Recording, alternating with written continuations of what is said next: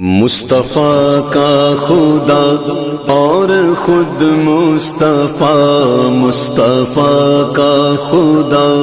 اور خود مصطفیٰ، کیوں کہوں میرا کوئی سہارا نہیں۔ ہماری ذمہ داری بنتی ہے۔ حدیث پاک میں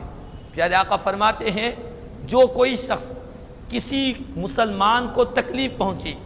کسی مسلمان کو اذیت پہنچی، کسی کو ضرر پہنچا، کسی کو نقصان پہنچا، کسی کے گھر انتقال ہو گیا، اور کوئی جا کر جس کو تکلیف پہنچی ہے اس کو جا کر دلاسا دیتا ہے، تسلی دیتا ہے،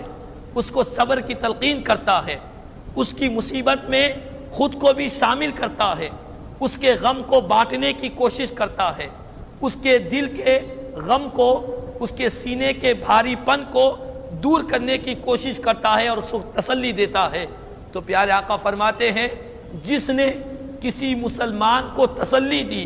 کسی مسلمان کو تعزیت دی، کسی مسلمان کی تکلیف کو دور کرنے کی کوشش کی، اس کے ساتھ رہا، تو آقا فرماتے ہیں اس تسلی دینے والے کو اتنا ہی ثواب ملے گا، اس تسلی دینے والے کو اتنا ہی اجر ملے گا جتنا مصیبت پر صبر کرنے والے کو ملتا ہے، جتنا مصیبت اور تکلیف پر خاموش بیٹھنے والے، صبر کرنے والے کو ملتا ہے، اتنی ہی خوشخبری، اتنا ہی اجر، اتنا ہی ثواب اس کو ملتا ہے جو مصیبت زدہ کو تسلی دے، اس کو تعزیت دے۔ تو معلوم یہ ہوا، خلاصہ کلام یہ ہے کہ ہماری ذمہ داری بندی۔ آج کا زمانہ بڑی خود غرضی کا زمانہ ہے،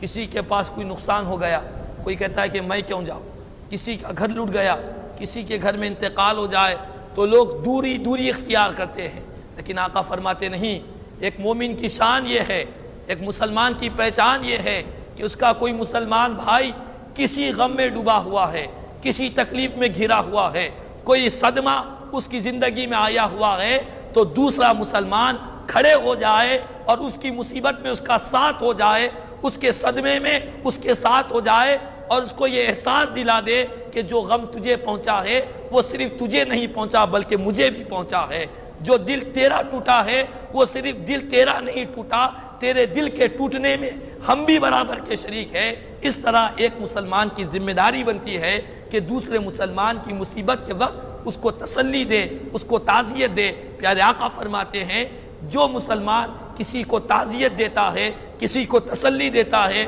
اس کو بھی اتنا ہی ثواب ملتا ہے جتنا اس مصیبت زدہ انسان کو ثواب مل رہا ہے۔ اسی لیے